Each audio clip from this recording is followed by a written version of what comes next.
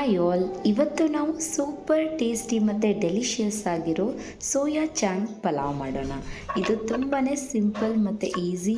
Soya ಚಾಂಗ್ ಬಂದುಬಿಟ್ಟು good source of protein ಇರುತ್ತೆ, fat ಮತ್ತು ಫೈಬರ್ ಕೂಡ ತುಂಬಾ ಇರುತ್ತೆ.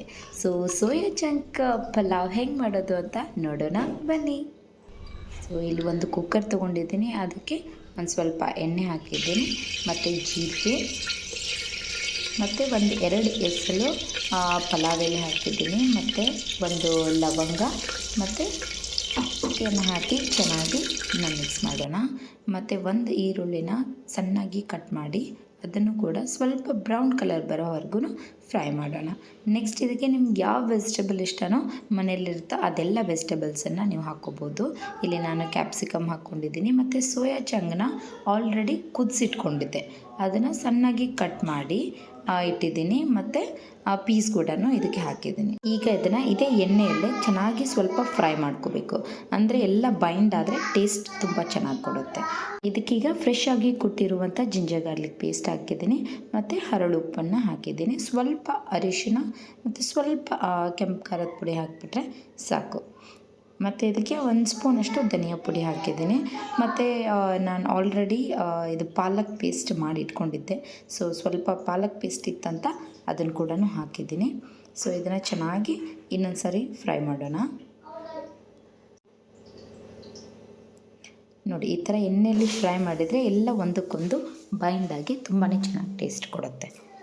ಈಗ ಇದಕ್ಕೆ ಸ್ವಲ್ಪ ಮೊಸರು ಮತ್ತು ಒಂದು ಟೊಮೆಟೊನ ಕಟ್ ಮಾಡಿ ಹಾಕಿದ್ದೀನಿ.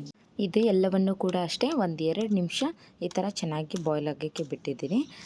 ಮತ್ತು 2 ಬಟ್ಲಷ್ಟು ಅಕ್ಕಿನ ನಾನು ಆಲ್ರೆಡಿ 1-2 ಸರಿ ತೊಳೆದಿಟ್ಕೊಂಡಿದ್ದೀನಿ.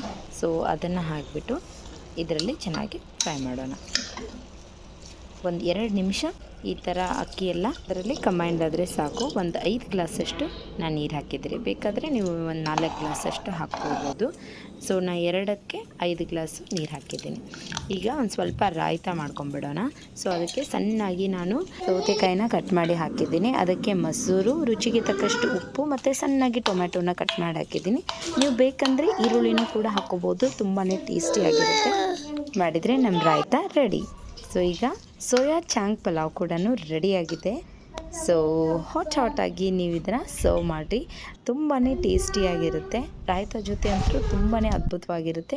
ನೀವು ಕೂಡ ಡೆಫಿನೆಟಾಗಿ ಈ ಮನೆಯಲ್ಲಿ ಈ ರೆಸಿಪಿನ ಟ್ರೈ ಮಾಡಿ ಮತ್ತು ನನಗೆ ಹೇಗೆ ಬಂತು ಅಂತ ಕಮೆಂಟ್ ಮಾಡಿ. ಯಾವುದೇ ಹೊಸ ರೆಸಿಪಿ ಟ್ರೈ ಮಾಡಿದರೆ ಫಸ್ಟ್ ಅದರದ್ದು ಪ್ರಯೋಗ ಬಂದುಬಿಟ್ಟು ನಮ್ಮ ಅಥರ್ವನ ಮೇಲೆ. ಈಗ ಫಸ್ಟ್ ಅಥರ್ವನಿಗೆ ತಿನ್ನಿಸ್ತಾ ಇದ್ದೀನಿ, ಅವನಿಗಂತೂ ತುಂಬಾ ಇಷ್ಟ ಆಯಿತು. ಮಕ್ಕಳಿಗೆ ಈ ಥರ ಬೇರೆ ಬೇರೆ ರೆಸಿಪಿನ ಟ್ರೈ ಮಾಡಿ ಕೊಡ್ತಾ ಇರಬೇಕು, ಅವ್ರಿಗೂ ತುಂಬಾ ಇಷ್ಟ ಆಗುತ್ತೆ. ಈ ರೆಸಿಪಿ ನಿಮಗೆ ಇಷ್ಟ ಆದರೆ like, share and subscribe. Thank you.